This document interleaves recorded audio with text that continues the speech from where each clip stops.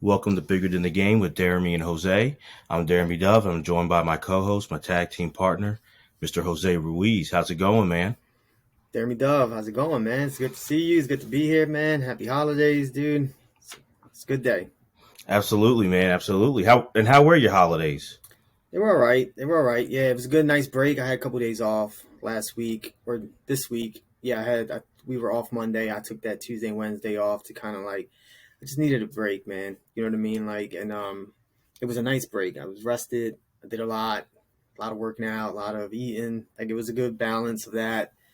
Um, Yeah, no, it was cool. I had a good time, man. Christmas was nice. I picked my son up. He came over for a little while. It was cool. How about yours? It was good. It was, like you said, peaceful. Got some rest. Was able to go on. Dr. John Chansey. He was on our podcast for the Yeah, 2011 NFL redraft. So it was cool going on his podcast, Knowledge Brews Supreme, and doing our top 5 favorite Denzel Washington movies. So people listening, go check out Knowledge Brews Supreme and our top 5 Denzel movies. But it was good. But all throughout, I was thinking about what we're doing today, yeah, and it's been on our minds for a long time, and it's been on our hearts for a long time. And this is and I feel like bad because every episode we do, and I do with you, is special. But this one it means something a little bit different, to both of us, but especially you.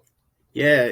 I've been thinking about this for all month, and I know we wanted to do it a little differently, and we just haven't had the time to sit down and get all that done. But which is crazy, unfortunate, man. Like, I know we've been trying to do that. One day we'll get that done, Right. But yeah, there's some episodes, Jeremy, man, that like hit home a little different for you, hit home a little different for me. Sometimes they hit both of us, and I think this one, like, respectfully, is one of those that's probably hit. It's going to hit home the hardest for me. You know what I mean? Like, I know we did a Ohio State Michigan like episode. Like, we've done so many great episodes that, like, teams, players, coaches, whoever, like, mean a lot to both of us. But like, this is different, man. Like, this is something that I've grew up talking about, grew up listening about, this topic, and it's always something that is even hard to put into words, man. Like, honestly, like, we did an episode when it was the passing of Coach John Thompson, and I know that meant a lot to you. It meant a lot to me too, but I know that was big for you, especially when we did the interview with Jesse Washington as well. That was a great show. We did, Bill Walton. I mean, excuse me.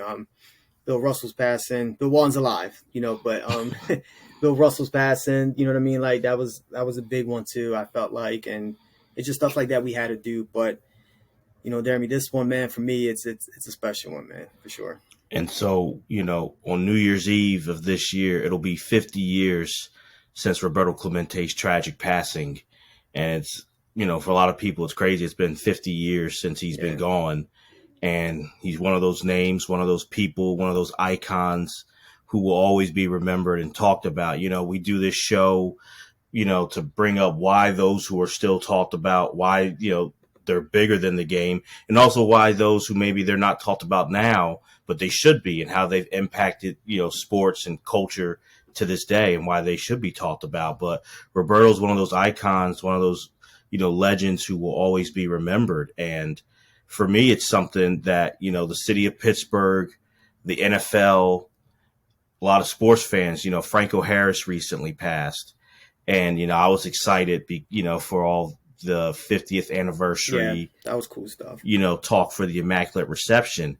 One thing, as we call ourselves sports historians and we love it, I never really sat and put together is the Immaculate Reception was December 23rd of 72. Roberto dies December 31st of 72. So for Pittsburgh sports history, their greatest triumph and their greatest tragedy happened 8 days apart. And I never really put that together, how close those events were, and so it just kind of really hit me, like, to maybe arguably you could put Mario Lemieux in there, but I still think the two biggest Pittsburgh icons are Roberto Clemente and Franco Harris, and what they're known for 8 days Yeah. apart. Yeah, it's that's the story of Roberto Clemente's career, right? And legacy in Pittsburgh. It's like, being this all time great player, best right fielder in my opinion of all time. And but there's always something else that trumps like what he's doing, right? And like at that, the Pirates at this, in his era were pretty good. You know what I mean? Like, especially like towards the end of his career, they were stacked, and even that, like things like the immaculate reception happened. Um, I know there was a story where, I think it was 71. Pitt Panthers had a big game, and that kind of front page news, and Roberto Clemente stuff was in the back page, which is whatever, like but I think there's a lot that goes into that as well, and we'll definitely dive into that. But yeah, it's I never knew that, I never put that together either.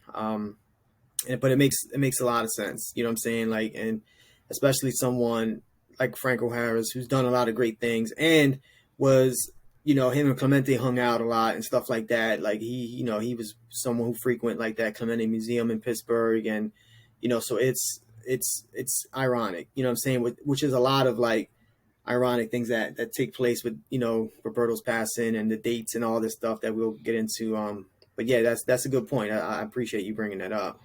No, and it's just, with so many things, when someone dies young, they kind of become mythologized, and and that happens to a lot of people, but it becomes where maybe the message, maybe what that person stood for gets put on the back burner, gets forgotten about.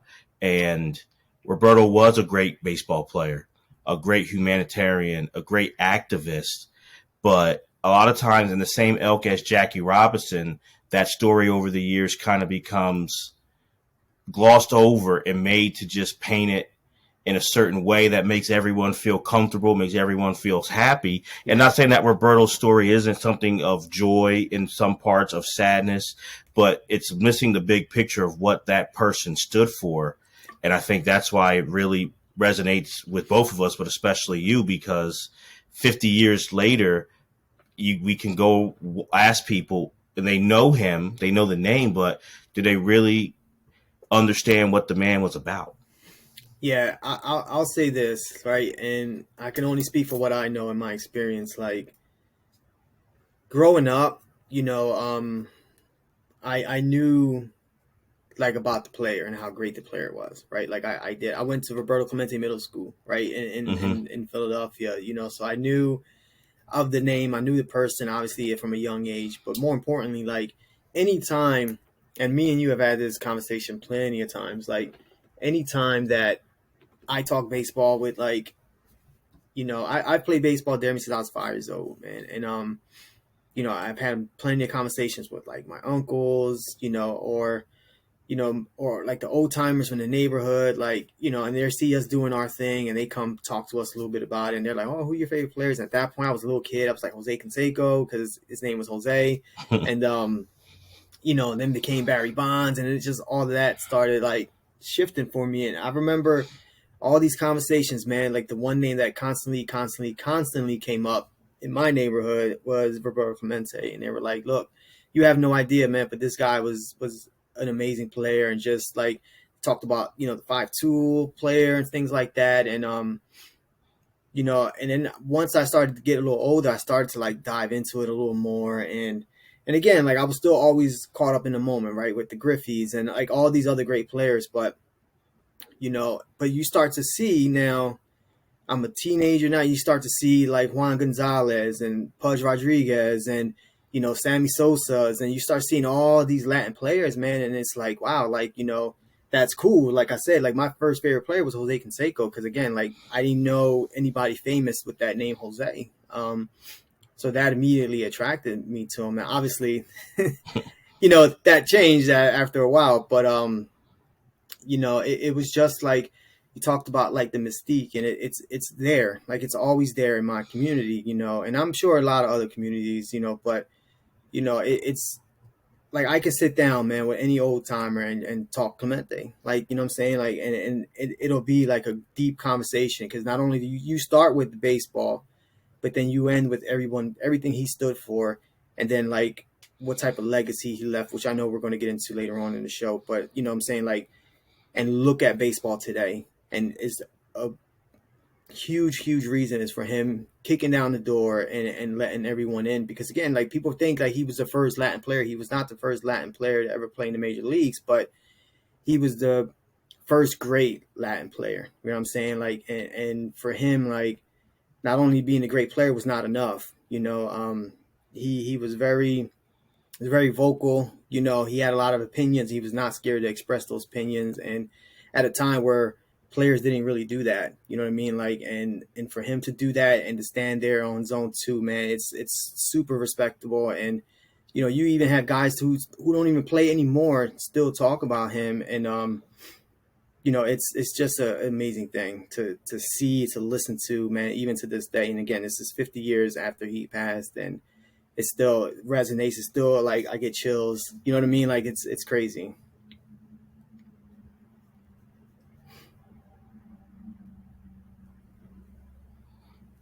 No, so what I wanted to ask you for me is growing up, and like you said, he touches a lot of communities, touches all of Latin America, but Roberto Clemente's Puerto Rican, from Puerto Rico, Yeah. you being of Puerto Rican descent.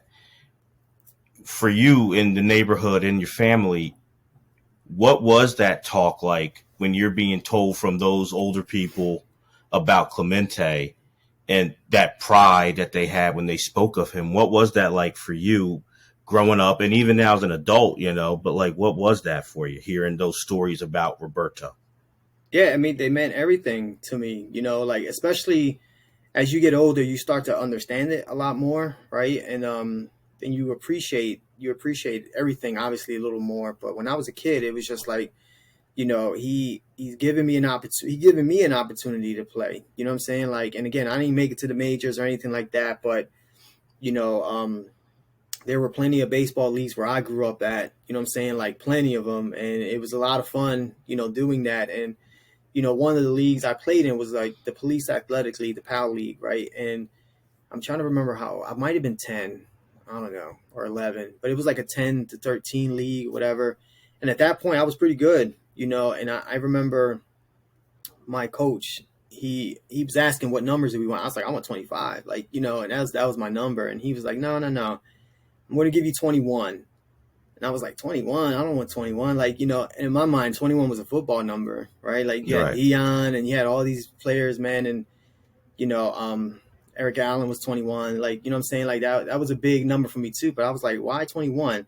And after practice, he pulled me to the side. You know what I mean? Like, and I would never forget it. Like, he was just telling me, he was like, dude, that's Roberto Clemente's number, man. You need to wear that with pride, blah, blah, blah, blah. Like, what I'm saying? He went in, what I'm saying, on me. Not like in a negative way. Mm-hmm. He schooled me, man. And he was like, look, like, this guy was our greatest player. You know what I mean? Like, and that meant the world to me, man. You know what I'm saying? And because he was our greatest player. You know what I'm saying? Like, Right. that just sounds different from, like, he was a great right fielder. Like, no, he was our greatest player, Jose. And he was like, when you wear that number, and somebody asked why you wear that number, you tell them it was because of Roberto Clemente. And I was like, all right, cool. And that was like my first real, like, introduction to that thought process, right? And I was just like, man, like, all right, like, this guy had to be something special, man. I was like, let me try to look some more stuff up, and I would try to do that. But every time I would have conversations with like the older people, man, like, I would always ask, like, oh, did you see him play? Like, you know what I'm saying? Like, I was Right. just so intrigued by that. Dude, like, one of my best friends, man, his dad, I got shout out my old head Chegui Rodriguez, man. He's a great dude, man. And but he's the biggest Clemente fan I've ever met. I mean, he's got his license plate is Clemente. His inspection stickers are Roberto Clemente. He lives in Puerto Rico now. So, but when he lived here, man, it was Clemente's the best. Clemente's the best. We would talk Bonds, Griffey. They ain't shit compared to Clemente. Like, you know what I mean? Like, and it was just, that's his guy. You know what I'm saying? Like, but the thing is, it's like more of like a prideful thing for him. Like, he's from the island. You know what I mean? Like, that's our guy. Like, let's put him on the pedestal before we put all these other guys there first. No, and I think that's what's great. And, I've never heard you tell that story, but it's great to hear that, because for what you're saying, you're talking about all the things that we're looking at. I never really hear people go deep into. They say Roberto's a great player. He had a great arm, but they leave it at that, and they're almost like afraid to put him to rank him, to do like that, to be like, hey, who was better, him or Aaron, him or Mays, him or Mantle, him or Bonds or Griffey, like we do with other great players. And it's like, as tragic as his passing is, he still was a great baseball player. So you have that aspect. Let's talk about how great he was, how impactful, and how do you think, is he really underrated? Is he properly rated? What do you think? I don't think anyone will say he's overrated, but you never know. There's always some haters, but no one will really, most people with common sense wouldn't say overrated. But it's like, let's talk about that. Why aren't we talking about that now way more than, like, in my opinion, like we should? Where I'm hearing about Mickey Mantle as a player, but like, that's great. Let's hear about Roberto Clemente. Why is he great? What did he do that was better? Where does he rank? And that time and then now, people love analytics, the mythology, the activism, the humanitarian, like what he went through, what he spoke out against. And he didn't speak out quietly. He wasn't meek about it. He was angry and had every right to be angry. Right. And that's where it's like that message gets lost when it becomes just, he was a nice guy and he died young trying to help people in Nicaragua. He was a nice guy. He did die young and tragically trying to help others. But there's so much more that we can still use and learn from today that I feel is not talked about and gets overlooked. Right, because even in today's game, you'll see an outfielder, and to me, it's like one of the best feelings in sports is throwing someone out from the outfield, man. Right. It's just it's an amazing feeling, but when you still see that, the first thing they talk about, like, oh, what a great throw, what a great arm. That was like a Clemente type throw, like, you know what I mean? Or like people reference like the Bo Jackson, how Reynolds, like when he caught Hal Reynolds at home, like, those type of throws. But it's always, to this day, like, you compare it to what Roberto Clemente did and what he was doing in the outfield. Because again, like you mentioned it, like you talk about, outfield assist and all that stuff. But when you talk about just like a great arm in the outfield, that's, I think, to me, number one right there. I know you got like Vlad Guerrero. People argue Bo Jackson too. Like there's so many players. But again, like to this day, when you see a great throw, it's just like, oh, and here comes the clip of Clemente catching the ball, basket catch, and then spinning around and just going to third base and getting somebody out, which is a far throw. That's why you got to have a powerful arm to play right field. And but he's your prototypical right fielder. That's what you want in a right fielder. He had the athleticism, he had the range, and definitely when he had the glove, he played 18 seasons, he won 12 Gold Gloves. So that should tell you something right there in itself. And then if you try to tag on him, he was going to get you as well. So that it's just, again, you talk about impact always. We always talk about impact on this show, and he definitely if you take away the 3,000 hits, if you take away all of that other stuff, just his impact alone defensively in that right field corner, man, it's going to go on forever. Like there's no way you can ever forget that stuff. So, but even saying all that, I think he's definitely underrated for sure. Because again, like, it's just, he did so many things, you know what I mean? Like, great as well. We always talk about 5-2 players. You talk about Bonds, Griffey, like Mike Trout. Like, you talk about all these amazing, and they're all great. Don't get me wrong. Like, I know one of my favorite players also growing up was Andrew Jones. You know what I mean? Like, another great defensive outfielder, center fielder for the Braves. And, even him, like, I look at how great he is and how much I loved watching him play. And I still don't think he was as good as Roberto Clemente. You know what I'm saying? I've never seen Clemente play. So it's just that impact is so monumental. But still, like, to this day, I think outside of Pittsburgh is just maybe even in Pittsburgh. You know what I mean? Like, it's not talked about enough anymore. So we can look at three aspects: the player, the activist, and the legacy, the mythology. And let's start with the player here. Because, like you mentioned, 12 Gold Gloves, that's still a record for an outfielder. I think he's tied with Willie Mays. Like, that's not talked about enough. And one thing, what you said that I really liked is Bo Jackson had a great arm. Other people did. But I think what Roberto did, it was so regular with his range and throwing out. Bo Jackson, you're going to go to that Harold Reynolds play, which is an amazing play. It's an amazing great. Play. I don't take anything away from it. I'll give him that for sure. But Roberto Clemente was doing that routinely, where he affected every team who played Pittsburgh their base running was affected by Roberto. If you hit Yeah. it to right field, no matter how fast you were, you don't no, you stop at first. You're not going to go for that extra base. And I feel like in today's game, even with the WAR stat and all that, defense is very overlooked. We care Yeah. about the big bat, we care about pitching, but there's three phases to it. It's hitting, it's pitching, it's defense. And that defense, when you can affect how a team is running the bases, you're stopping extra base hits, stopping teams from getting runs with your arm alone, just you by yourself. How important that is and how huge that is. And like you said, that's huge, even if he was a 200 hitter Right. and, got, 10 home runs and 50 RBIs. That's still valuable, but we'll get into it. We know he wasn't that as a hitter. So just how great and how impactful he was each and every day playing. Right, and even if you, I saw a story on Willie Mays where he hit a shot, single to right field, made a wide turn, and Clemente got him right through behind him and got him. Like even stuff like that, like you just have to be careful. You know what I mean? Like so, even if you get a single and you can possibly try to like not stretch it to a double, but like if he drops it or whatever, or bobbles the ball, you can make that turn, and even that you couldn't even do because again he was still trying to get you and trying to get you at first base. And another thing that I love too in any player, but more importantly in Roberto Clemente, it's that he had a little style to him. You know what I mean? Yeah. Like and that's I love that. You know what I'm saying? Like and again I mentioned guys like Barry Bond, Ricky Henderson had a ton of style, but that was a little bit before. Like I wasn't really super into baseball at that point in time. But I remember when Bonds, you know, he was somebody that I idolized, man, growing up, and I was trying to mimic a lot of his stuff. And in the outfield, he would do a lot of catches, like where he would just snatch the ball out. And he would snatch it, smack his leg, and the ball. I was doing all that, you know what I mean? And I remember one time I dropped it, I got benched, but deservedly so.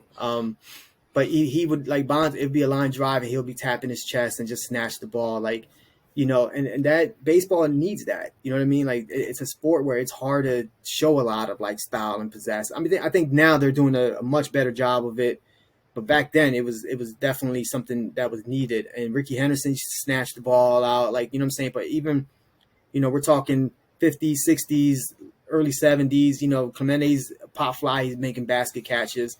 And at that time, you had like the good old boys where you can't do that. You know what I'm saying? Like you have to play the game the right way. And I even heard that growing up, and that I think hurt baseball a lot. You know what I'm saying? You hear that talked about all the time where it's like now kids are not playing baseball, things like that. It's just because, and me and you, Deremy, talk about this all the time. It's like those unwritten rules. It's like, that was cool in like 42 and 47, like things like that. Like, let's have some fun out there, man. And he was one of those players that did that. He didn't care what people were going to say about him. He was going to make an easy routine catch. He was going to put a little style to it. So again, like we can talk about the skills and like all the attributes and all that, but you add to that style, man, like that's pretty cool. That's fun to watch. Right. And you're right. And that's something that it came over from those Negro League players, when Yep. Jackie and then Satchel and all those Negro League guys coming over, but also the Latin America and Caribbean players coming over, bringing that style. And it's the same adage, the same thing that, we see all the time, but it never goes away. And sadly, it probably never will go away. It's something that's different and people are threatened by it. Right. Instead of embracing the difference, instead of learning from it, which I think we all have to do a better job of in everything, people get threatened by it. And you still hear that debate today with those baseball rules and, this guy, he flipped his bat, or this guy was getting his teammates pumped up. And it's like, I don't know, is this baseball or is this not sports, not competition? These aren't athletes. Like, it's like, hey, I get confused sometimes. Right. Like, what are we doing? So it's just like, I feel like you're absolutely right. And so many players, Don Sutton said, best player ever competed against, and also the most exciting player he ever competed against. That excitement is not what's needed. Like, I'm not saying to be the greatest player, you have to be the most exciting player. There's plenty of great players in all sports who were just great, but they didn't have that pizzazz. Right. But that is an important part of the style, the culture that we would see going into the 60s, but into the 70s and 80s and 90s and so forth, was that flair and excitement, into the game.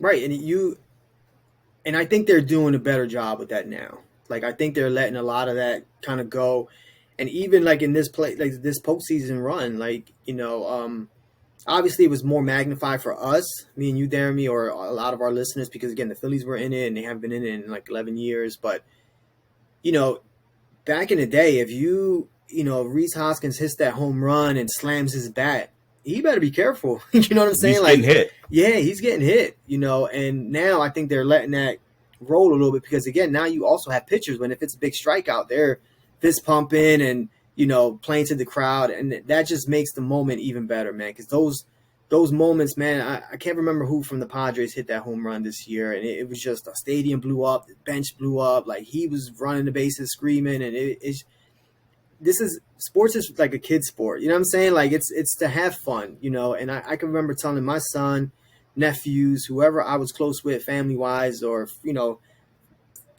kids of my friends, like sports is meant to be fun. You know what I mean? Like, and when you start tightening it up too much and it doesn't become fun, then you're not going to want to play. Like, you know what I'm saying? Like, and I think a big part of why a lot of kids have been like pushed aside from baseball is because of like, you try to bring this flair into the game. People are going to look at you like, you're wrong. I saw, this might be a much, you know what I'm saying? But to me, it was fun. Like I saw a clip on Twitter, and it was a little league game. These kids were under 10 years old, but they had like intro music when they were walking up to bat. Like, and I thought that was cool, and you have all the, people on there talking about, we're teaching these kids how to do this and this and that. Like, and again, if I'm 7 years old and I'm having intro music and somebody's complaining about it, guess what? I'm gonna go play basketball. Like, you know what I'm saying? Like, Right. I can have a lot of fun and show my personality a little more. So, nah, this is important in sports. And again, like you said, it doesn't make you a great player,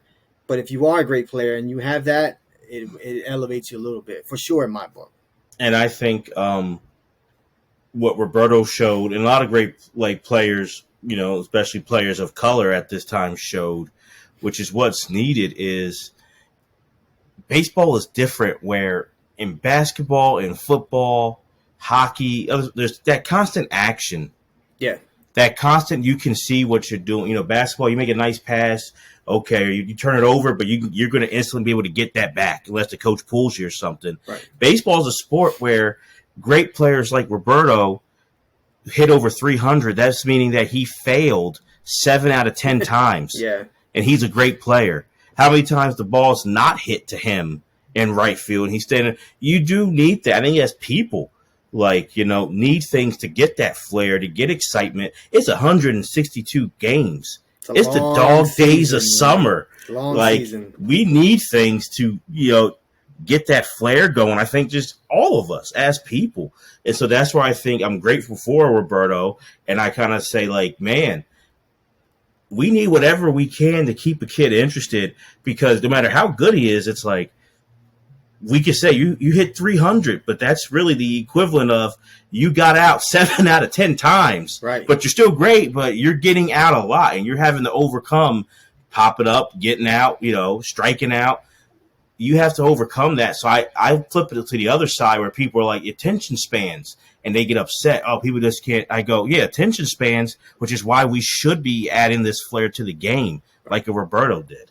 Right, and it gives them more of an incentive, right, to like, one, play the game, but then two, like, if you do well, man, it like, again, it feels even better, because again, you're not doing well as often as the other sports. You know what I'm saying? Like, it's just embedded in the game that you will fail, like, and someone will come in and strike you out, and someone will come in and even if you hit a ball perfectly, they might jump or dive and catch it. Like, you know what I'm saying? Like, it's just, that's what baseball is, man. It's the toughest sport to play, I think, in my opinion. I put hockey up there a little bit, but baseball is the toughest, man. To hit a ball coming at you at this point now, 97, 98, yeah. You know what I mean, on the average, with the 88-mile-an-hour sinker. Like, I don't even know how they get hits at this point nowadays, but, it's going to humble you at one point, this game. And it's doing it, obviously it happens early on. And again, if they're not having fun and you're getting humbled like that, why play baseball then? I'm out. Right, exactly. Why do it? And so you look at it, and it's interesting to me because, and I'm sure you've seen this, but for that a 12-year Roberto's last like 12 years, 61 to 72. You know, the stats that he had, and this is for people, and we are beyond the stat. I think the numbers can, but Right. even this is to me why Roberto still is underrated, because you look at it, WAR, that wins above replacement, only Aaron and Mays in that period had a higher win above replacement than Roberto Clemente did. Yeah.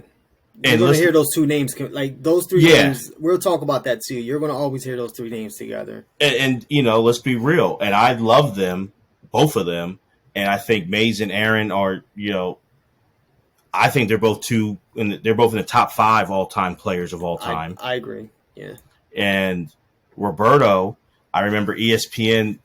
I want to say it was sometime during the pandemic. It was either 2021, might have been 2022, but gave their top 100 players, and he was number 27, Yeah. one above Derek Jeter. Yeah, that's insane. Like, And not knocking Jeter, but we're not come knocking. on. We literally did like a 7-part episodes on Derek Jeter, and I think the world knows how I feel about Derek Jeter. But that's insane to me. Like, it's not even. I think Jeter would say that's insane. Hopefully. He was behind Ricky Henderson. Mm. And I love Ricky Henderson, So do but I. Yeah. I don't think Ricky Henderson is greater than Roberto Clemente. No. He's behind, and I love Mike Schmidt. Mike Schmidt's not Roberto Clemente. No. Behind Randy Johnson, you know, and we're looking at it in the 60s. That's the dead ball era. Many people call the 60s like that's like the best era for baseball. Right. And, you know, I don't know if I agree or disagree. It's a great era, but you're looking at it at a time when in the 60s, so many of his peers, so many of the executives, of the scouts, you know, we're saying the best player over Yastrzemski, some over Aaron, over Mays, was a Roberto Clemente. And that gets completely overlooked now when I see he's ranked in the 20s. Or if you look at the top 10 players of the 60s, a lot of times he'll miss that list completely. And I think it's outrageous. Yeah, I think so too. And because I think, like I was mentioning when you were going there, I mean, I think those are great points. You know, we can talk about why he was overshadowed, right? And you're playing in the outfield in the same league with Willie Mays, who arguably is the best player of all time. You know what I'm saying? Like, and then you got Hank Aaron, you know, in left field, where he's arguably the best home run hitter of all time. You know what I'm saying? Like, not arguably, I think he's the best home run hitter of all time. And you know, obviously he was not just a home run hitter, but he was an all-time great player, like you mentioned, top 5. He was top 5 in my book as well.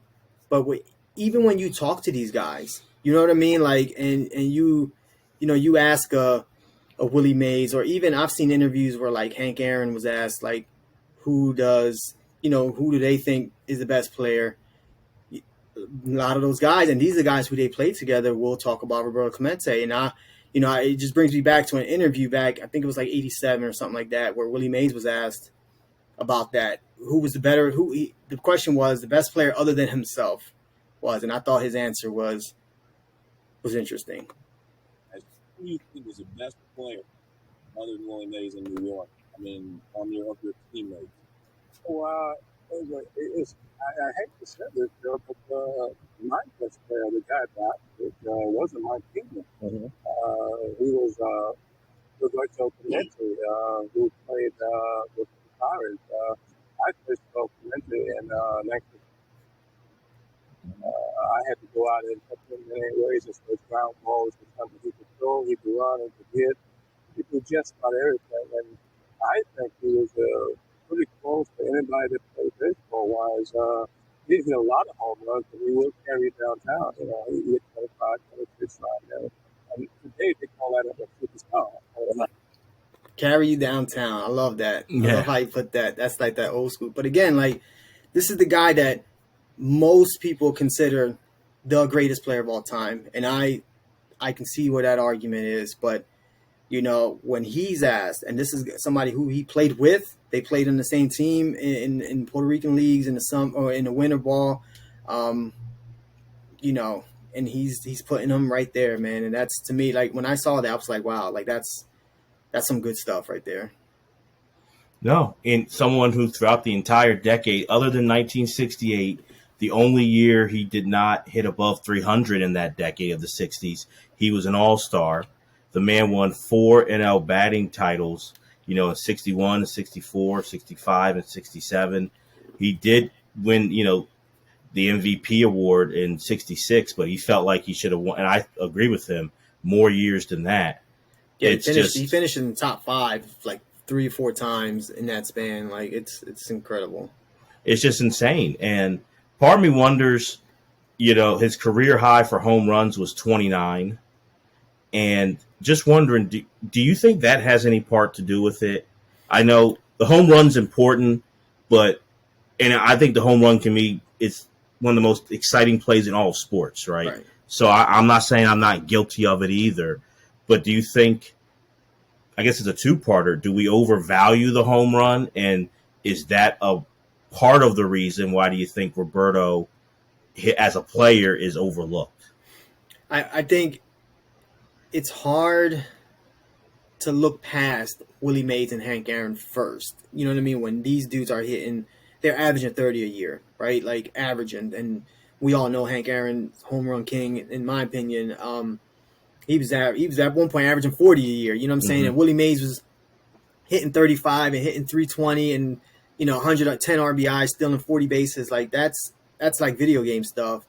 It's hard to overlook that when the two players in your own league, right, in the national league that they're comparing you to, are doing that.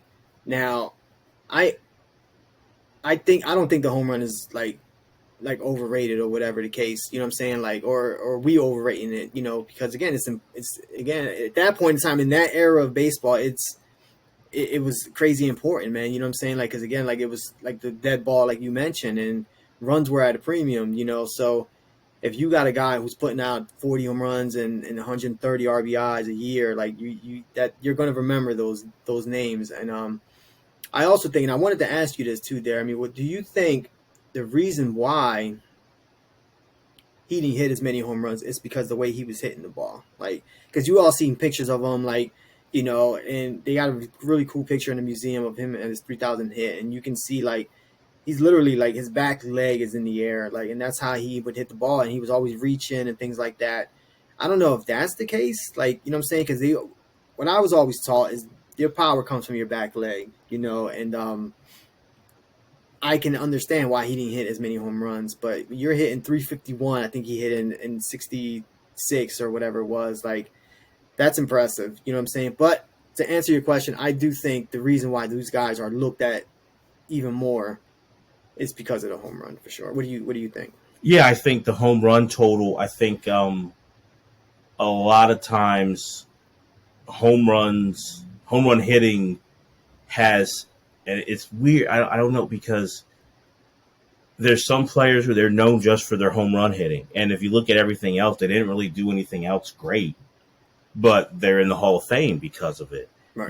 I look at Mark McGwire. If you say steroids were still in that naive 90s where we don't want to do anything, he's getting in the Hall of Fame. He had a lot of home runs, but what else did Mark McGwire really do great? Right. And I feel like people would have ranked him so high on all-time list. Yeah, because he would have been in already. He would have been in. Yeah, and he would have been. But then, is that fair to someone who maybe wasn't the great home run hitter, but was a great hitter for average and could field and could had a great throwing arm? So I think the home runs. How do you balance that? Right. It's hard. It's a tough thing. I do think his home run total hurts him. If Roberto Clemente hit 500 career home runs, I think as a player, he's talked about more. Right. And but then I kind of feel like, would something have been lost if he went for more home runs too? Like, would his average, would he have won those batting titles in the 60s? I don't know. And, so I just kind of feel like it's a shame that shouldn't hurt him when we look at where he ranks as an all-time great player, because like you said, he was that tough hitter who was an aggressive hitter and was really just hard to get out. Right. And definitely hard to strike out. He was a pitcher's worst nightmare up there. Yeah, I mean, because you can even look at you bringing up his numbers and stuff. Like, and I'm gonna take 55 out of the equation, right? He only played 100, not only, but he played 124 games, had 500 at bats, struck out 60 times.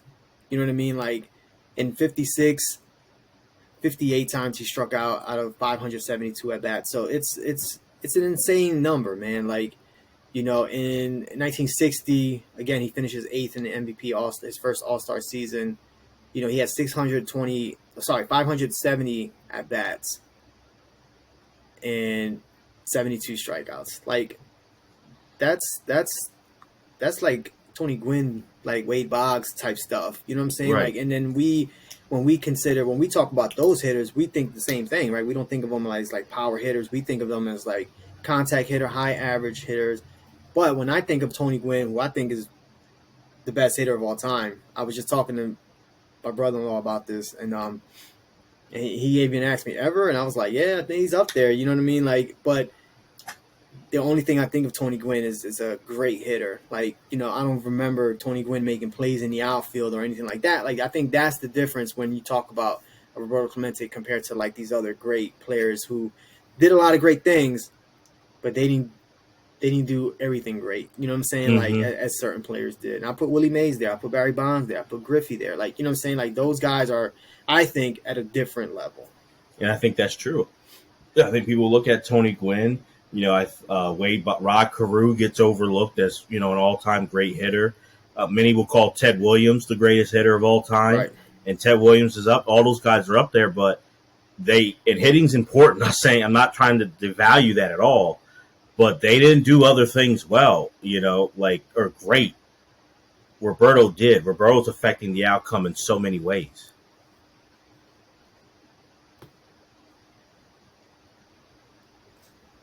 So I think that's just where the difference is. Right. Is that Roberto is just doing that.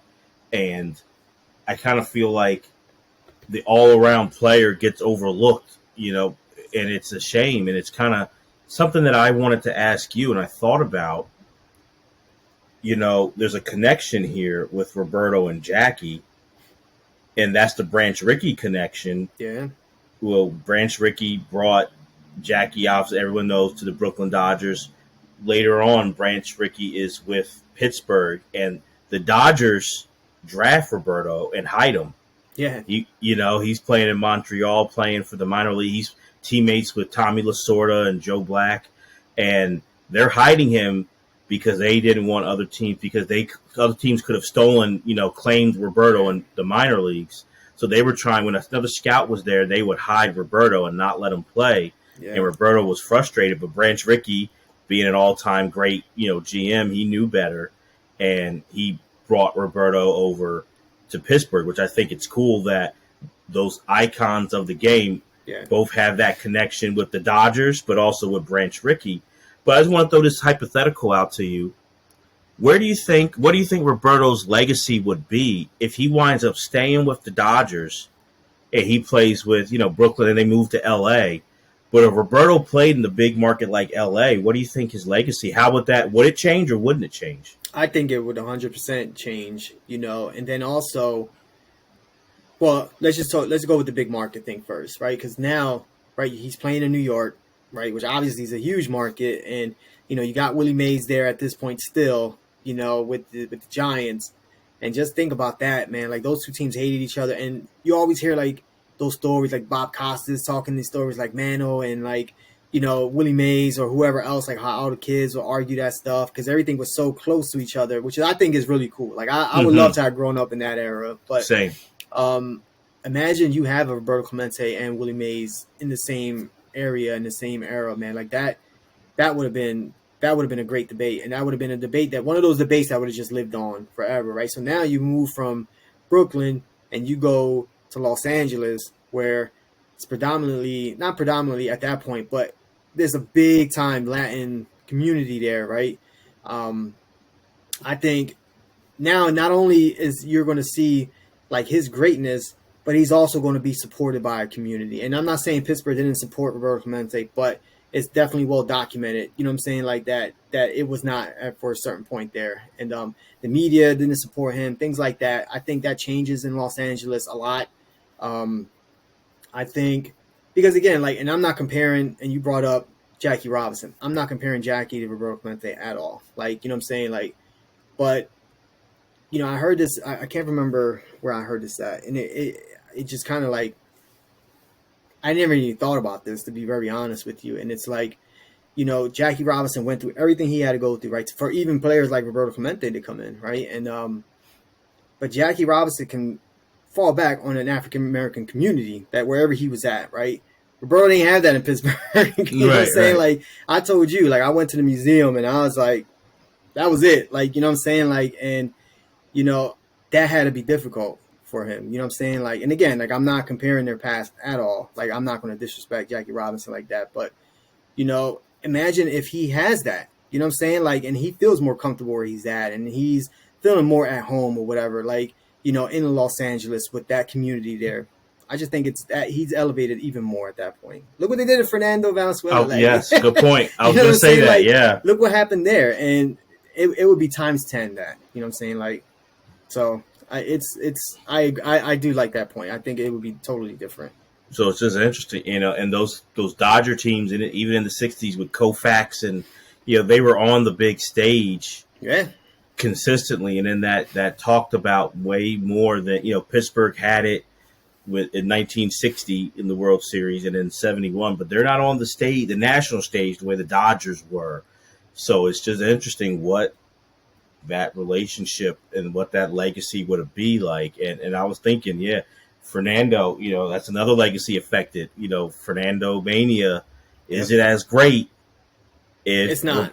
I don't you think know, it is. Yeah. if Roberto was there before, you know, 25 years earlier, Roberto's there in Los Angeles, you know, Los Angeles. I just think it's an interesting thing. Yeah, because the significance of Fernando Valenzuela is because, like, it was something that community can hold on to, like, and, you know, there's a lot of stuff that we can talk about that too. Like, you know, like the Dodgers built Dodger Stadium on Chavez Ravine, and there was a Mexican community there, and they've ripped them out of their homes. Like, there's definitely a lot we can get into that, because we're praising the Dodgers, but let's not get it twisted. There's good and bad. Yeah.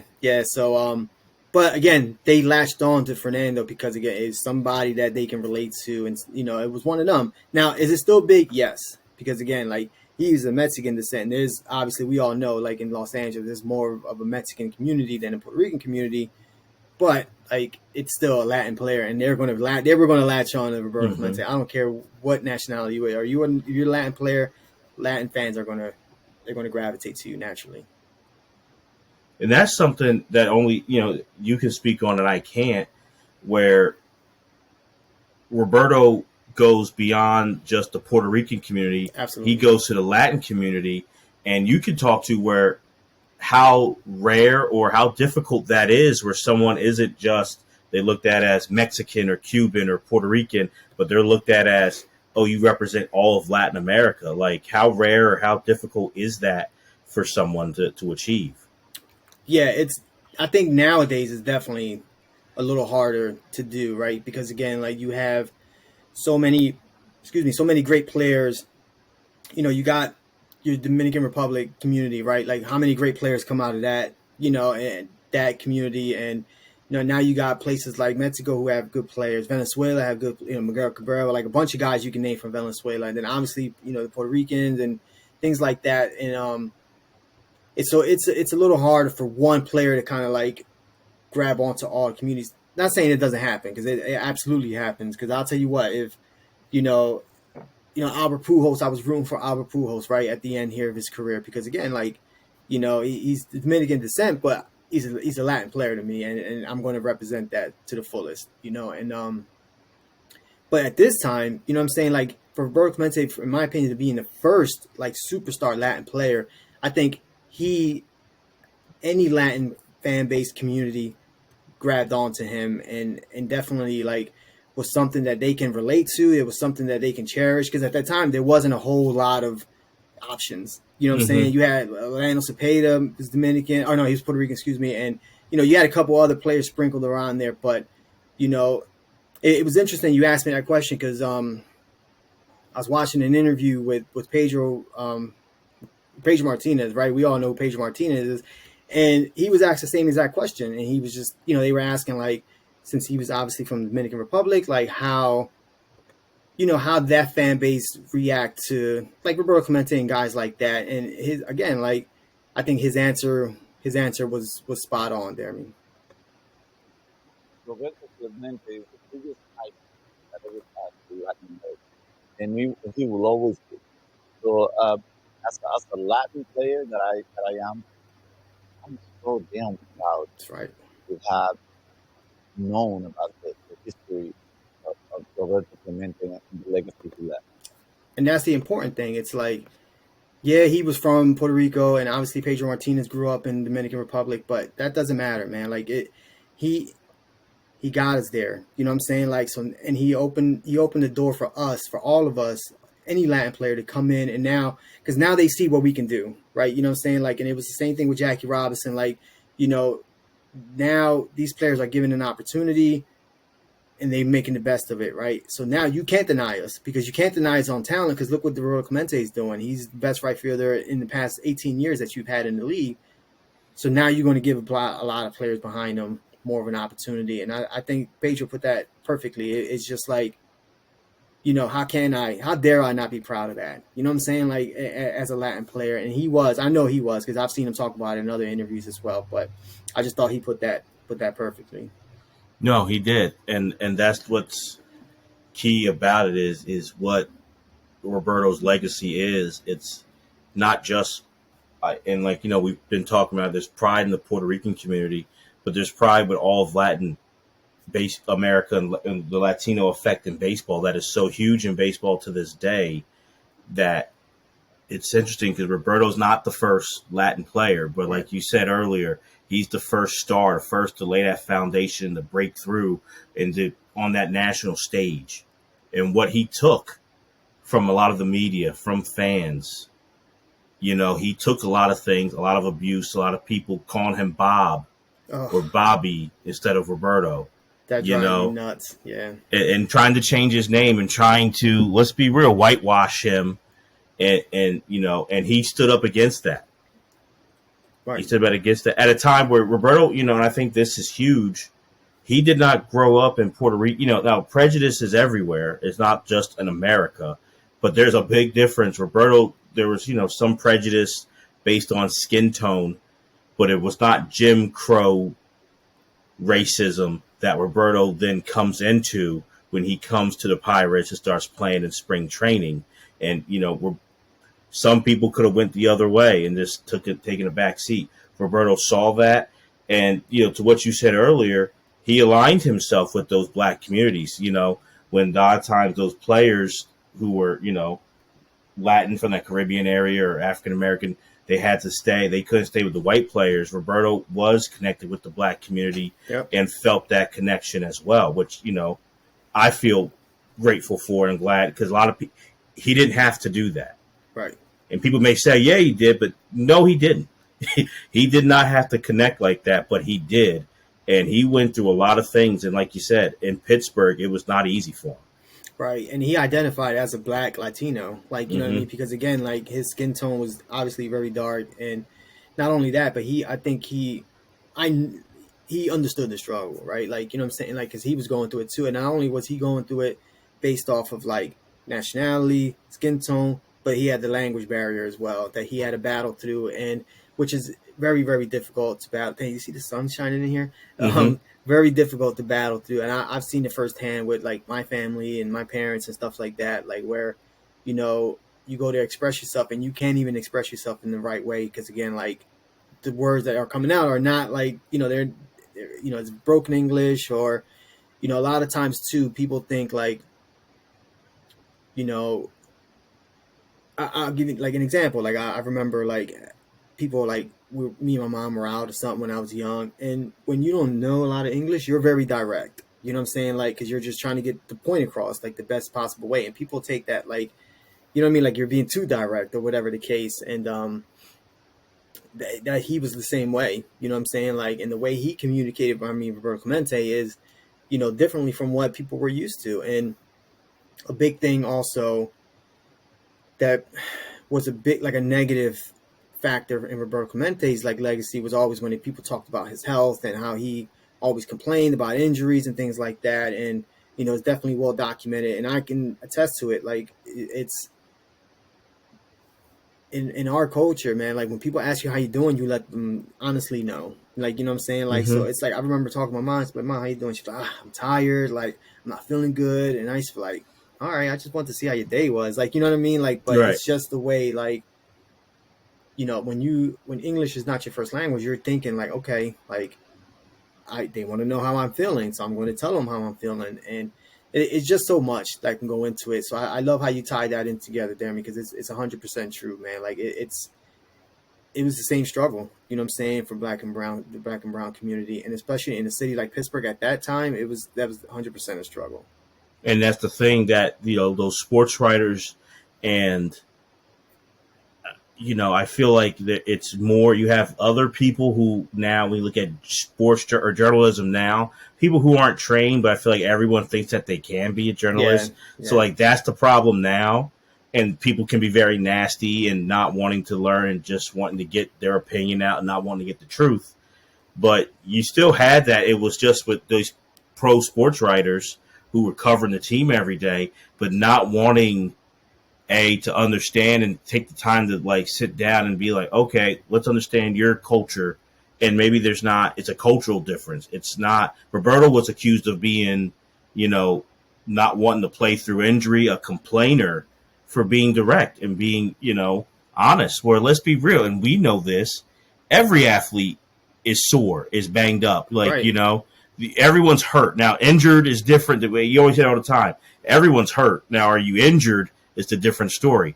And I'm glad you said it. Like, that was Roberto being honest and being straightforward. That was a cultural thing. He didn't know that over here, you just, don't let the opponent, don't let anyone know you're in pain, suck it up and keep going. Right. He was being direct. He was being straight up and honest, and he was chastised for it and mocked in the media. Yeah. And he had a very combative relationship with the Pittsburgh media for a large period of his career.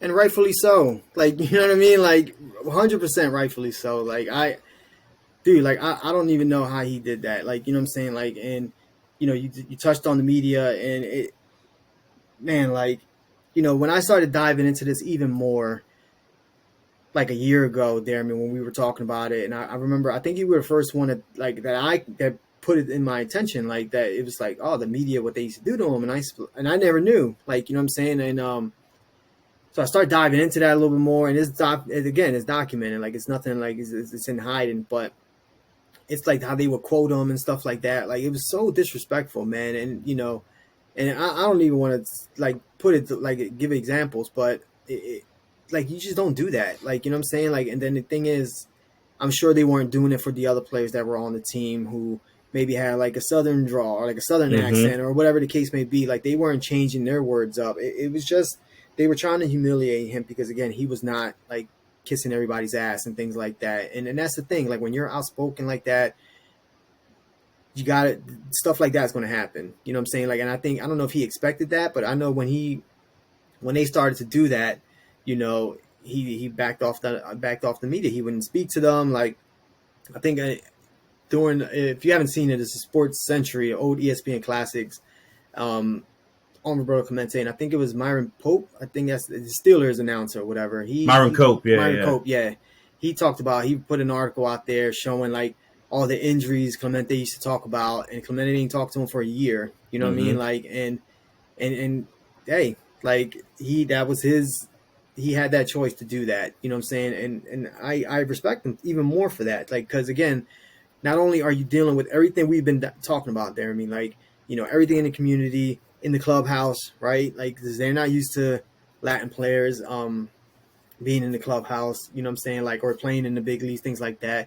Now you also got to deal with the media and what the media is doing to you, man. Like, how how how dare we like be upset that he's angry, like, on what's Mm-hmm. going on, and how dare those players who are interviewed talking about, oh, that he really didn't like dealing with us, so we didn't deal with him. Like, no, like, this man is in a totally different world. You know what I'm saying? Like, so why not like swallow your pride a little bit and get a little humble and try to understand that world? But no, they just backed off and just let him do his thing. And so he became more isolated, and I don't blame him for being like that. No, and it's the constant battle that we see that when it comes to people who speak out, people who speak out against, the establishment, speak out against the authority, speak out against this prejudice, speak out against the injustices that after they're gone in years, and then people look at it and can see now like, oh, they were right. They get this mythology. They get praised. They get put on a pedestal. We see it, with Dr. King, and we'll talk about Dr. King's connection with Roberto. But I've had to tell many people now, Dr. King, by the time he got killed, he was hated by so many people. He's beloved now, but he was hated. Jackie Robinson dying. A lot of people could not stand. Now Jackie's put on this thing. But they could not stand him. They couldn't stand Jackie. Roberto, for the early part of his time in Pittsburgh. Now later on, Pittsburgh gets more diverse. They bring in more, Latino players. Right? Exactly. Black players. And then Roberto has a great rapport with his teammates. But a lot of those guys in the 50s and in part of the 60s were not close with Roberto. And you can still hear them talk about it. But he was just, stood to himself. And of course he did. They're calling him Bobby still. Like, right. In these interviews, they're like 80 years old. And they're like, yeah, Bobby, and it's 100% documented that he would correct these guys every time they called him Bobby. You know what I mean? Like, trust me, it's so disrespectful. Like, I've told you this story hundreds of times. Like, my name's Jose, and I remember when I was a kid, my parents, they used to have like a Christmas thing at where they worked, and I was able to go, and they only worked like a couple hours, and then we went to lunch, and then everybody went home. Everybody used to call me Joe, and I used to ask my mom, it's like, Mom, why are they all calling me Joe? And my mom, not to make any waves, she used to just say, let them call you Joe. You know what I'm saying? Like, and I just never understood that. Obviously, the older I got, I definitely understand it, but Joe's not my name. Like, the last time I remember I went, I said, Mom, Joe's not my name. I don't want them calling me Joe. Right. But same thing. Like, the man did not want you to call him Bobby, and these dudes still call him that when even if they get interviewed now, they still call him that, and it's so disrespectful, man. Disrespectful, and not only that, the messed up part, but it's funny because it's like, man, they don't even realize how ignorant they are, is that they're going to sit there then and be like, well, he was distant. Yeah. He was this way. I can't tell you many times people wanted to call me by a separate name, and I said, I'm not going to, if you don't call me by my real name, I'm not going to talk to you. And I'll be straight up here. I'm like, you're lucky I don't do more to you. Right. And I had to say that to people. But no, you're not going to call me just any kind of name, a name that, it sounds black, and it'll go with this. Or like you said, it's Joe. We don't want to call you, Jose, because, you're Hispanic. That is ignorant. That is disrespectful. And I won't get into it here the times just for me. And I'm not on a national stage. But the times I've gotten in people's faces being like, you will respect my name. Right. And that's what Roberto was saying. And years after he's gone, these teammates still aren't going to do that. And yet they're going to wonder why he was distant from them, why he was separate. And yet also that's not talked about, where he's putting up MVP type numbers every year in spite of the media coming at him, the city coming at him, his own teammates not having his back. Incredible. You know what I mean? Like, incredible. And to deal with all that, and again, like you mentioned, Deremy, like, and still be all-time productive, just, again, goes back to what we were talking about. If he would have stayed with the Dodgers, I think he would have been an even better player. I'm not saying he's going to hit 500 home runs, because he's not that player, but it would have been more of a relaxing atmosphere for him. And when you're relaxed, guess what? You play a lot better. Like, right. You know what I mean? So it just goes back to that. And I think for any player to deal with that is extremely difficult. But I think if a player of any color, right, a person of color dealing with that, and then obviously all the psychological stuff that you still have to deal with outside of work, I don't know how those guys did it, to be honest. Like, I have no idea. No, they laid a lot of the foundation that you and I right now are standing on, and and that's why we do this show. So it's important. I mentioned Roberto being in that struggle and talking, to his teammates about not stay. Hey, none of us, we're not going to eat at segregated restaurants. We're not going to put up with this. We're not going to put up with segregated housing and spring training in the Deep South. Roberto was putting his foot down and being real and saying, if I see any of you guys doing that, we're going to fight. And that's the same ilk as Jackie Robinson did. But yet it's funny when you see so many stories in the mainstream about Jackie, about Roberto, that's not talked about. That's overlooked. And for me, Jose, I always look at people and go, when you want change, that's the intensity. When you're fighting injustices, I think about what Muhammad Ali said.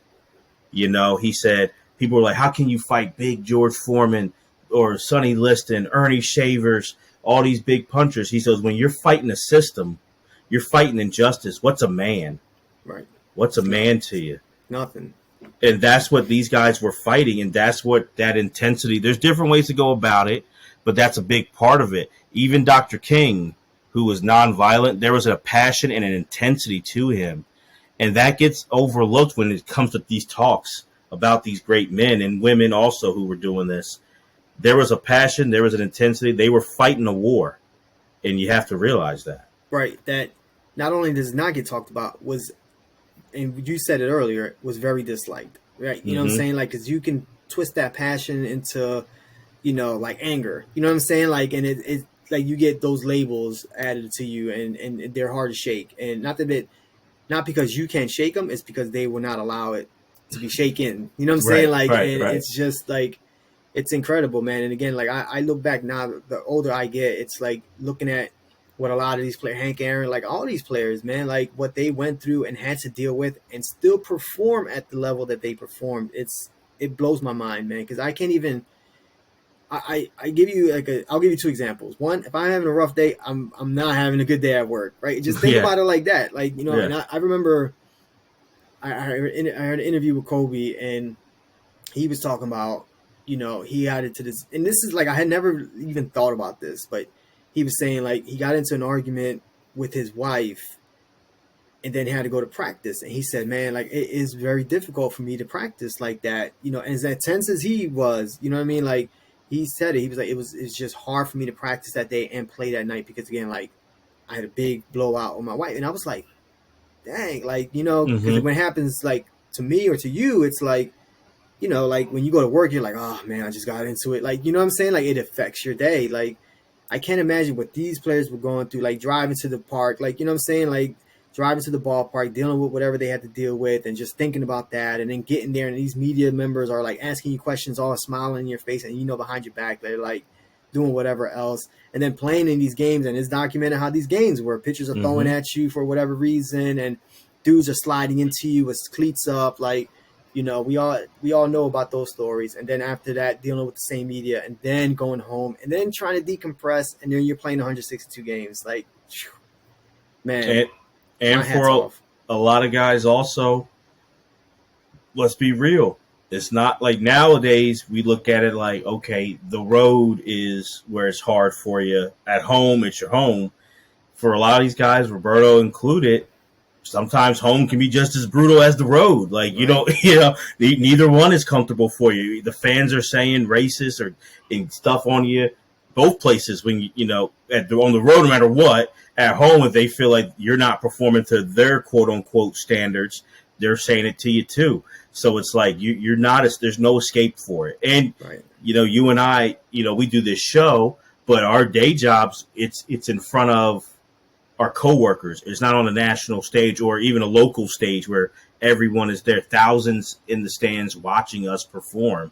It is just incredible. And I think to this day, it's different. It's not the same. But to this day, I think we overlook that when we critique athletes. We just kind of say, well, suck it up and play. And it's like how hard it is to do this when you're under the microscope and things are falling apart around you in your personal life. And then now it's coming to your professional life. It's extremely difficult. Right. And I think nowadays, I think you mentioned it, like with the schedules, it's definitely softened up. A lot of, and baseball it's getting to that level, but a lot of like back-to-back nights, like dudes don't play, like things like that. And I know they're making, and I know it's good for the players, their body and mental wellness, you know what I mean? Like not to deal with all that so much. And I know the first thing what people call them is soft and stuff like that. It's just like, there's a reason why they're doing it. Now, am I happy if the Lakers played in DC, and then the next night they're in Philly and LeBron doesn't play. Yeah, I'm not happy, but I understand. Like, you know what I'm saying? Like, they're back-to-back road nights. Like, it's tough, man. Like, but these guys didn't even have that option. Like, there was none of that was an option. As you can see, we were talking about, stats earlier, and if we look at it here, like, he's playing, even his rookie year, he played 124, games. And 56, he played 147, and 58, 140, and 60, 144, and then 146, and 144, 152, 155. Like, there's no nights off in baseball. And you talked about the dog days of summer. Like, there's a reason why they're called that. You know what I mean? Like, when you start hitting July, end of July, early, mid-August, man, you are done, man. Like, you know what I'm saying? Like, from all these games, all these road trips, these guys were not flying in Lear jets, and no, they were busting it to a lot of these places, uncomfortable, flights and things like that, and train rides. Like, you going to Pittsburgh and Philly, they're probably catching a train or whatever the case. Like, I don't know, but it's just not as comfortable as what these players get today. And a big argument I have a lot, it's like, this younger generation, which rightfully so, because I did it when I was younger, like, tried to compare these players, and they're like, like, I just saw Luka and Larry Bird comparison, and the dude was like, no way, like, Luka's a much better player. And I'm just like, the first thing I go to, it's like, you give Larry Bird the training that he's receiving right now, the equipment, even like the dietary, like, knowledge that a lot of these teams have now, and even the medicine, how better it is, the surgeries, how better they are. You give those guys in the 70s, 80s that same treatment, they'll blow you away with what they can do. And I think that gets overlooked a lot.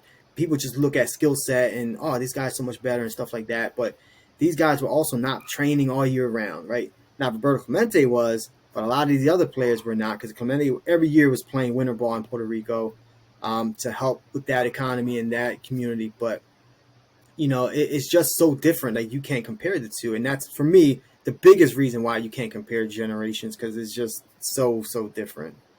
Yeah. And a lot of times, to be fair, we can look at the older generation and say, yeah, with all this technology, all this advancement, they would do better. Right. It's not a lock when you go, if you put that current generation, the younger generation, you have Luka play back in the 80s when, hey, a flagrant foul, like a flagrant 2 today is just, it's just 2 shots at the free throw line and suck it up and keep going, and how would Luka do against the bad boy Pistons and Lambeer and Mahorn hitting him? Man. I don't know. You know what I'm saying? Like, it's like, and I like Luka. I do too. He looks like your average dude. Like, I love Luka, man, like, because of that. And he's a great player, but I don't think he would do well. And the game's is not spread out. It's a lot tighter. So, it's just, and that's just the way the sport, like, the way it is. Like, Roberto playing today would do great. I don't know how some of these players would play going back into the 60s, and into the early 70s. I don't know. And I do believe that like, great players make, like, the all-time greats at least, make it work in any era. They're just that great. But not everyone's an all-time great. So then you got to wonder how would they do. So it is the truth of why it's really hard, and you can't compare the generations, because it's just so many variables that people don't have to go through. Yeah, and especially, again, like, to tie it back, like, especially in a sport like baseball, where 162 games, even if you're getting days off, it's 162 games, man, and it's just it's a brutal schedule. So even today's game, like, I respect what they do. But yeah, back then, again, it was just so much harder and different, man. And again, if you were a player of color, it was just, there was no escaping that toughness. Jose, for the people, and some may know, we were talking about doing this last year because of the 50th anniversary of the 71 World Series. Yeah. And I feel like if there's one thing there's many things, but something that can tie into the player, the activist, the legend, all in one, it's that 71 World Series. And the fact that people talked about it last year, But yet I still, and I could be wrong, and if people are listening to us and want to say, no, it got the right respect, they're fine to do so. And maybe I'm wrong. I feel like a lot of people don't sit there and go with, that's maybe one of the most amazing performances in sports on the field. What he winds up doing after winning the World Series and World Series MVP, and how that broke through so many barriers for so many people in Latin America off the field. I mean, the guy single-handedly won the World Series for a team. Who are we saying that about? Right. It's like against a team that he was doing it against too. Like, you know what I mean? Like it's an all we consider like one of the all-time best pitching staffs. Like, you know, in that 71 Orioles pitching staff, 420 game winners. Right. You know, like it's they were huge underdogs. So let's talk about that there. I mean, like, you know, because what we look at in today's game with today's media and all that, the one thing, if you want to slight a player, the easiest way to go about it is the clutch thing, right? Like, you know what I'm saying? Like, it's the easy. They do it to LeBron. They do it to a bunch of other players, right? They were doing it to Bryce Harper after this year. You can't do that to him. Like, you know, they were doing it to Bonds. They did it to Bonds, right? Like, it's the what do you do in the biggest spotlights, right? And, you know, the motivation for Roberto Clemente in this series, I've seen guys interviewing him interviewing like teammates and friends of his or whatever. It was, he looked at it as a challenge, and also like he was going to put himself on that stage and perform. Because again, back in those days, we didn't have ESPN, we didn't have Sunday Night Baseball, we didn't have none of that. It was not we, but they didn't have none of that. You know, it was one game a week. And in the World Series, you were watching those two teams play. Now, at this point, you're looking at, I almost called them the Steelers. The Pirates, you know, at 71, 72, they had some great teams. They had great players. So you're watching the Pirates a little more often than you would any other team, especially if you're in an American League city, because there was no interleague play, none of that stuff. So you didn't have an opportunity to watch these guys. It was just the All-Star game and the World Series. So, you know, not only do you have this pitching staff of Baltimore that's coming in, now you want to show what you can do. And what does he do? Like, he ended his career with a 14-game hitting streak in the World Series. So this is going back to like in previous series, but he got a hit in every series in this series in 71. Hit like 417, something like that. You know, 414. 414. And, you know, just think about that. Like that number alone, you know what I'm saying, against this pitching staff. And I can't I'm frustrated. I can't remember who they were interviewing, but he was saying, like, from Baltimore, he was saying, you know, you can hit 417 off one of our guys. You know what I mean? Maybe you have their number, maybe you're seeing their pitches, whatever the case. But against all four, like, nobody was doing that. And he was saying Roberto Clemente did that to us, and he carried the Pirates to that World Series title. That was Boog Powell. Boog Powell, yep, there you go. That was Boog Powell who said that, and I was like, that's true. You know, this is a pitching staff. Yeah. We talk, you know, people can check our archives. We talk about the 90s Braves, and this Baltimore pitching staff is on par with them. Oh, yeah. You know, as one of the greatest in baseball history. And Roberto, for being an underdog, getting 12 hits in the 7-game series, you know, he reached base 4 other times on walks and errors, hit safely and all of that, and was the big underdog for this team. And people, his teammates, the opposition said, he single-handedly just won us the series. Yeah. Al Oliver said all we had to do was just go stand in our positions and just watch Roberto. And this is in the world. This isn't for, like, you know, a little home stretch in the regular season. To me, that's impressive in that little run. Or, hey, in September to bump them in to win the division. You know, this is in the biggest, the granddaddy of them all, the World Series, and everyone's watching. And he puts on this show and winds up becoming the first Spanish-speaking player to win World Series MVP. It's an amazing stuff. You know what I mean? Like, and again,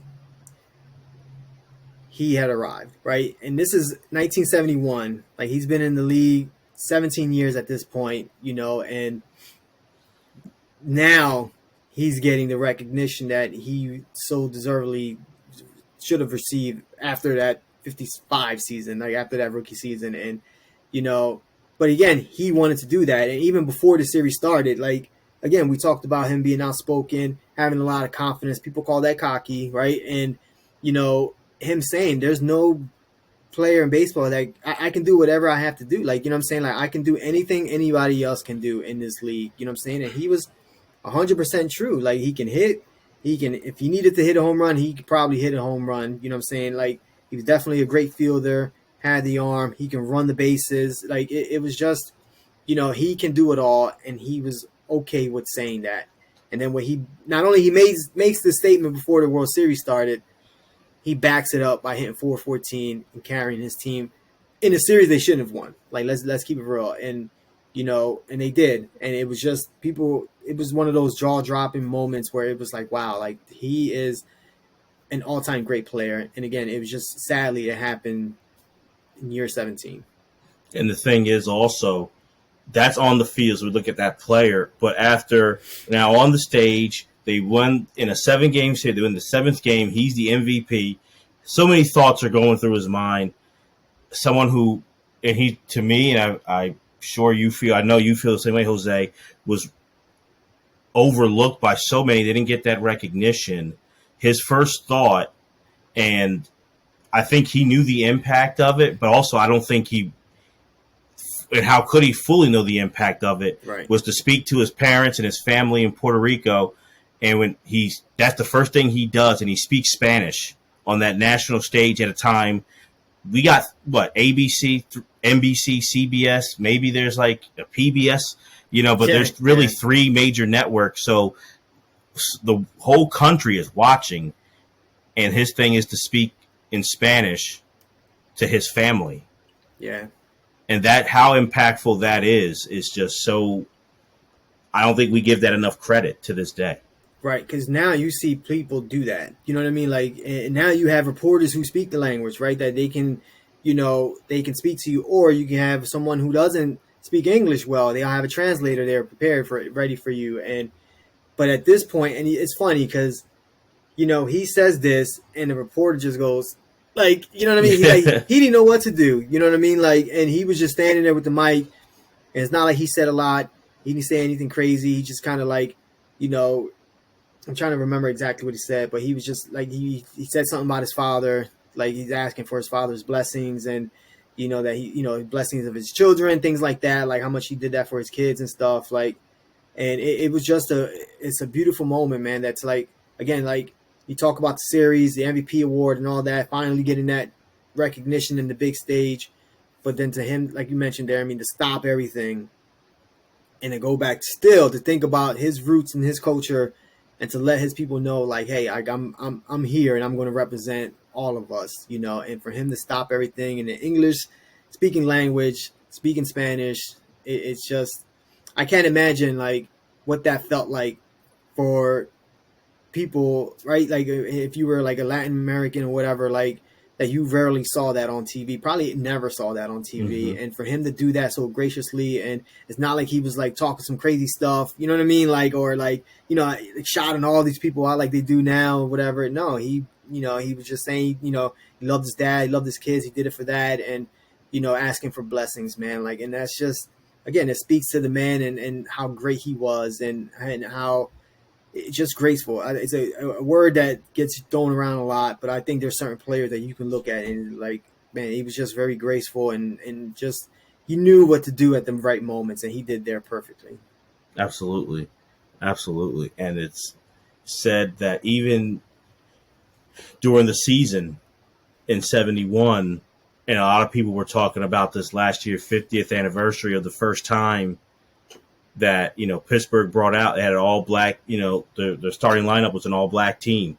Yep. And Roberto was a part of that. And I think that's one of the major things when you watch documentaries about that. You see Doc Ellis's documentary and how he talked about Roberto. That was the thing, I feel like, from that 1960 World Series team, which Roberto was the best player. But then, Bill Mazeroski's home run to beat the Yankees. But then that 71 squad, where it was and it wasn't just black, there was white guy. It was a diverse team. Yeah. And, those We Are Family Pirates that come later in the 70s. But you think about, like, the Pirates, they really did bring that. And really, I feel like they were a big part of helping to bring that to Pittsburgh. but also to the country and in the sports, was that diversity and guys showing like, hey, black, white, we're in this together. There's that brotherhood. And Roberto was a leader in that clubhouse. He was the guy he was the veteran. Everyone looked to him for that. And that was huge to me, that it shows it wasn't Roberto like his older teammates saying like he was just distant, ornery. It was a lot of times, no, Roberto had that connection. He had that feeling of brotherhood, of family, of sportsmanship, of being a great teammate. It's just you got to get the guys around him who were down and had that same belief and that same message.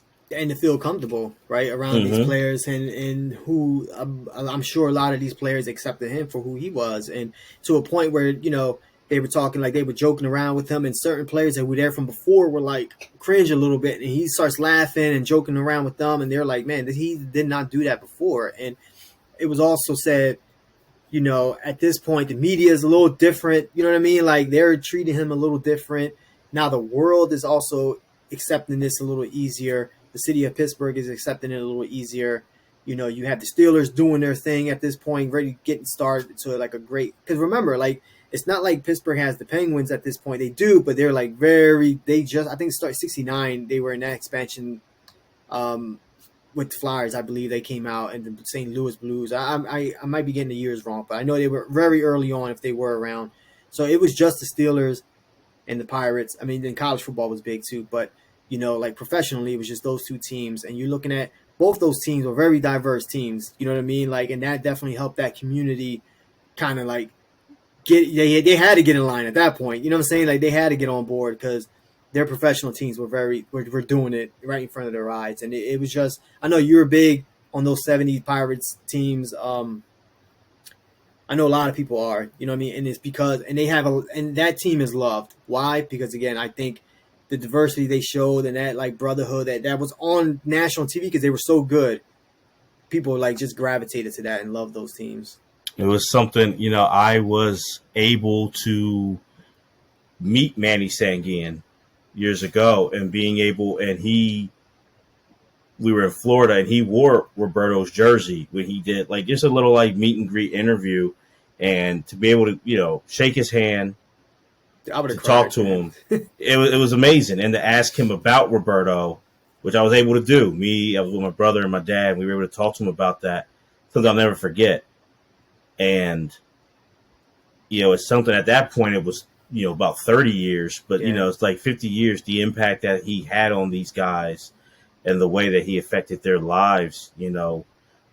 Manny, when Roberto, that plane crash tragically took him away, wasn't at the funeral. He's out at sea searching for Roberto. That was his big brother. And that's just something that to me is it's just powerful, that connection. And we see it where, in 72, Roberto, he's the 11th player to get 3,000 hits. And the crazy part is from everything that he said and everybody else said, he wasn't looking to retire, slow down. Production-wise, he wasn't slowing down. So, obviously we missed it, most importantly, the human being. But looking at the player, I always wonder how many more hits he would have gotten. Where would he rank on the all-time hit list if he tragically, didn't pass away?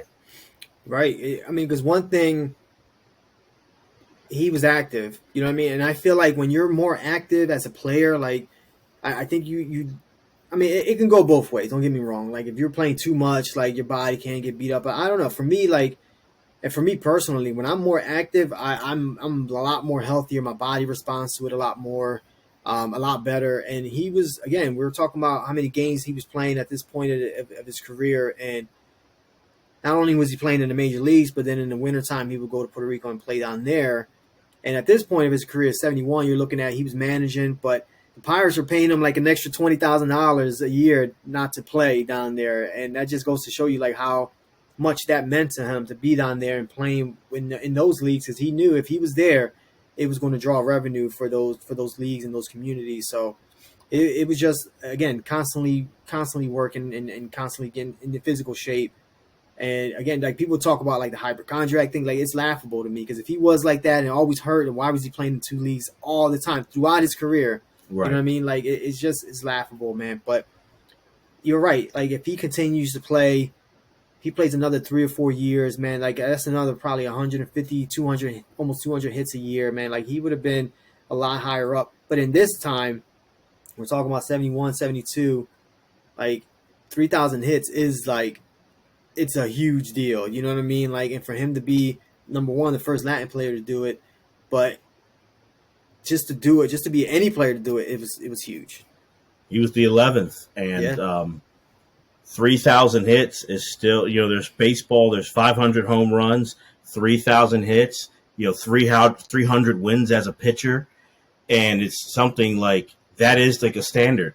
Roberto Clemente, when you look at someone getting their 3,000th hit, they're hitting that. We know like that's like pretty much Hall of Fame. Oh yeah, and Roberto Clemente is a standard, whether we say it like that or not, but it's the truth. Him getting 3,000 hits, and that's where his hit total stayed at, exactly 3,000. He's a standard now where greatness is measured, Roberto. Right, and if you get your 3,000 hit, what's the first thing they say? You're tied with Roberto Clemente. Bam, and that's in itself. It should be. It would be an honor for me. I'll say it like that. And I remember I think it was last year, 2021. The Pirates, every Roberto Clemente Day is the 15th of September. It's the start of like Hispanic Heritage Month as well. So baseball kind of like shows a lot of love to Roberto Clemente, as it should. But definitely the Pirates do. And I know they do like a grass cutout 21 in the right field. Mm-hmm. I think it was Gregory Polanco, I think it was.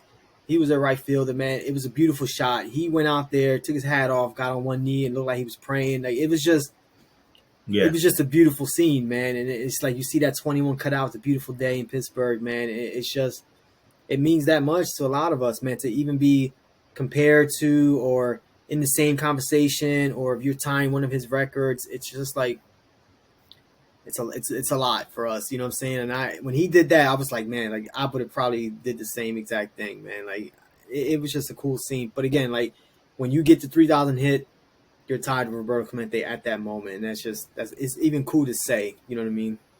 Absolutely. And for a lot of people, they know, sadly, the end. You know, New Year's Eve of 72. Going to help the people of Nicaragua. And really, he didn't have to, and that's one of the things. It's like, and I say that all the time, not just for Roberto, but I try to remember that for all of us. No one has to do anything. Right. And I think people hear that and go, people look at me like, what? And I go, yeah, no one has to do anything for you.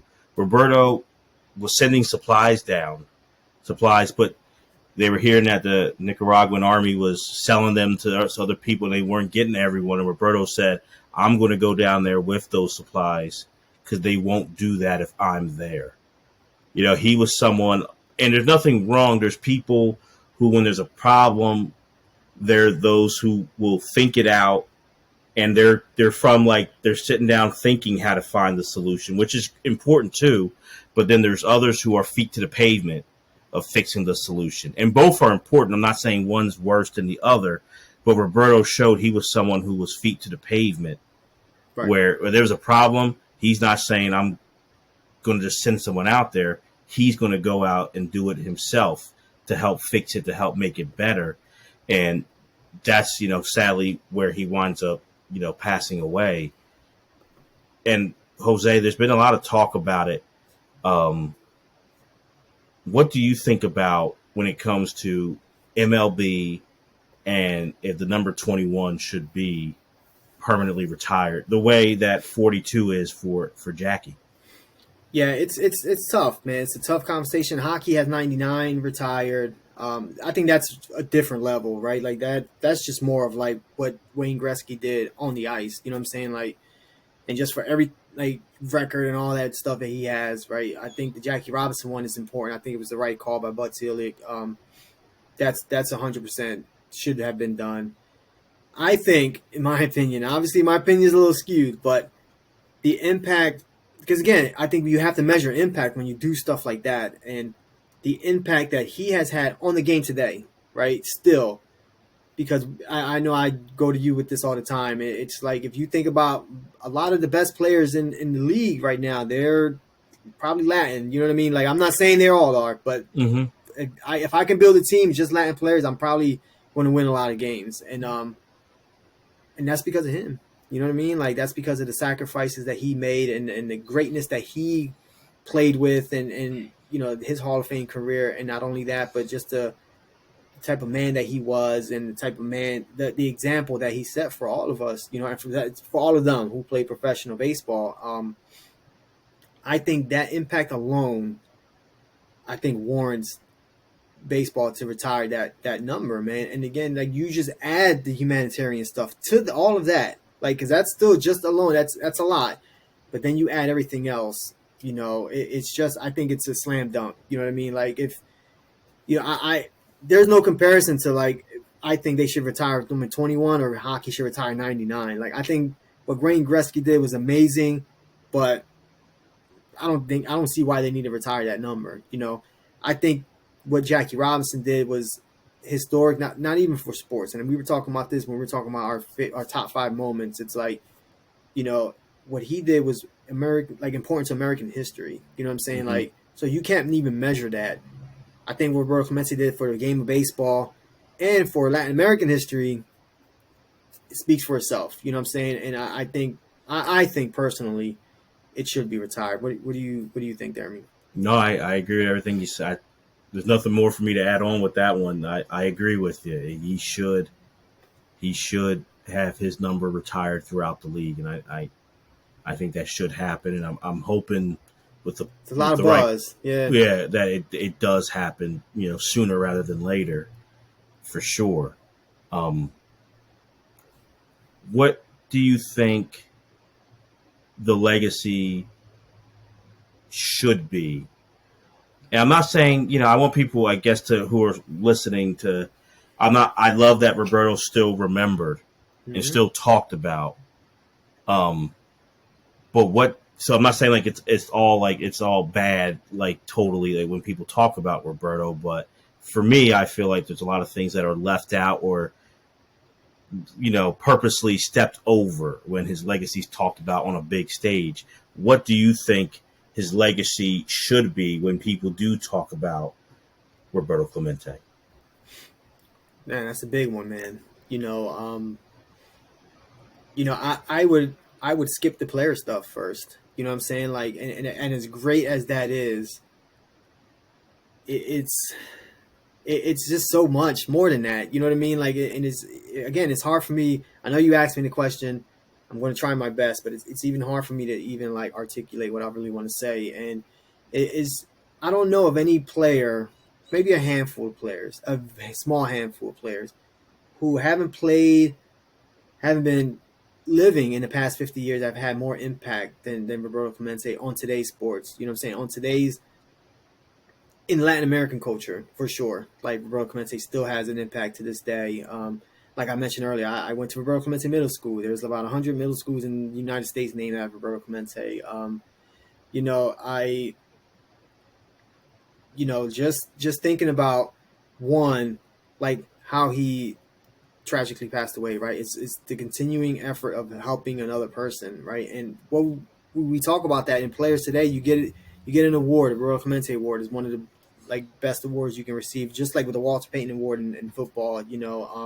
Why is that? It's because these players are doing stuff in the community and giving back to a community that has given them so much, right? And allowed them, put them in a position to make millions of dollars and set up their families for generations to come. And I love that they had that award named after Roberto Clemente because, again, like if you look at a standard for that, I think that you start there. You know what I mean? Like, I think you start there. And if you even look, I understand he passed away in the plane crash trying to help Nicaragua after that vicious earthquake. And look, my son is half Nicaraguan, and his family, I've had conversations with them about his grandma and grandpa were living back then. And I've had conversations with them how bad it was out there at that moment. And it was terrible, the stories they told me. And, so I understand why he had to do that and he felt compelled to do that. But, and again, like, not to get off track, like, I believe it was the year before he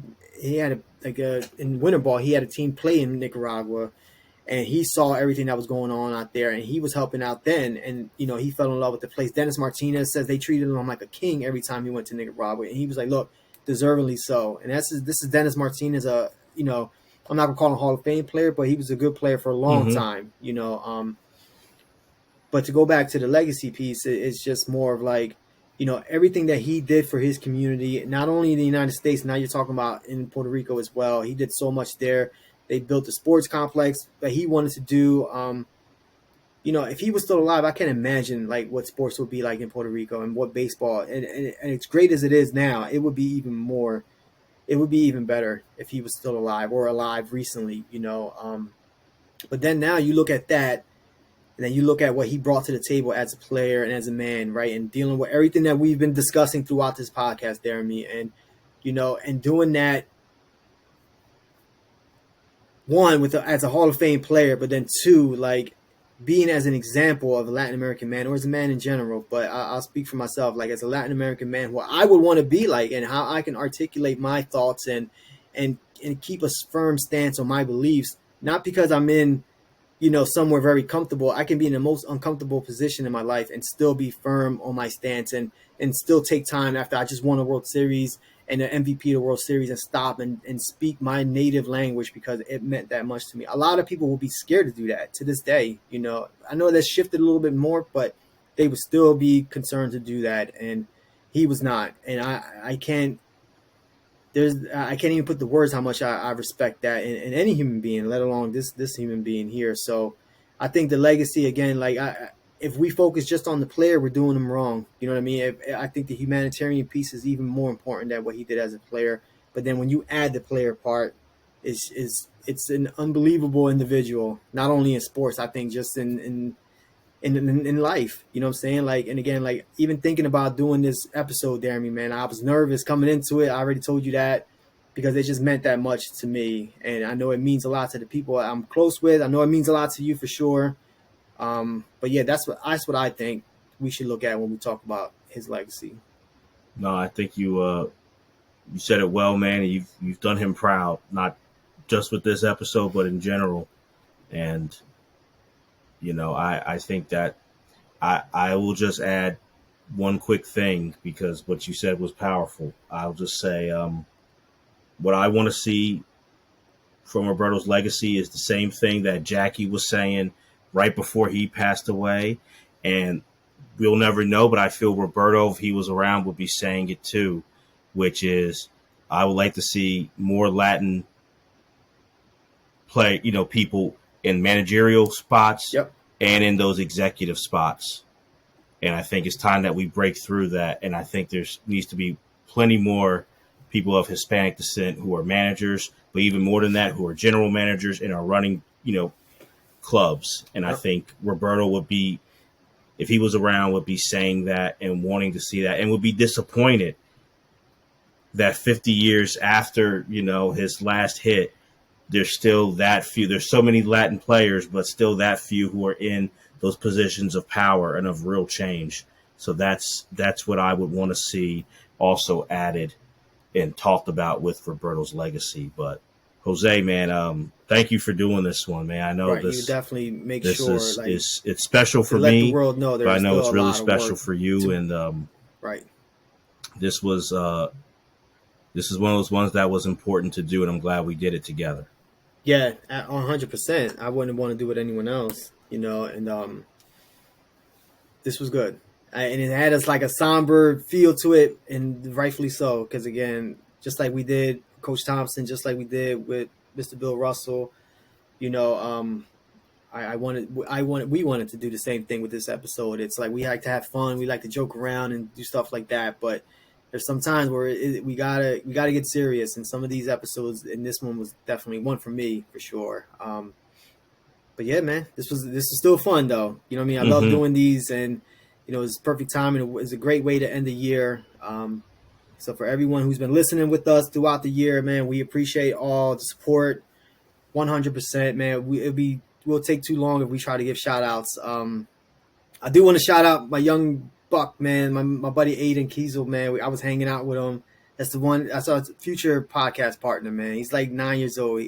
9 years old. He corrected me the other day, and I was like, dude, I'm gonna shout you out. But that's my guy right there. He's a great kid. Absolutely. He's a great kid, and I'll literally have a half-hour conversation about Joel Embiid with him. So But no, thank you everyone for the support. Seriously, on the podcast, on the YouTube channel. So again, if on Twitter at Bigger Game Pod, at YouTube at Bigger Than the Game with Deremy and Jose, on Instagram at Bigger Game Pod.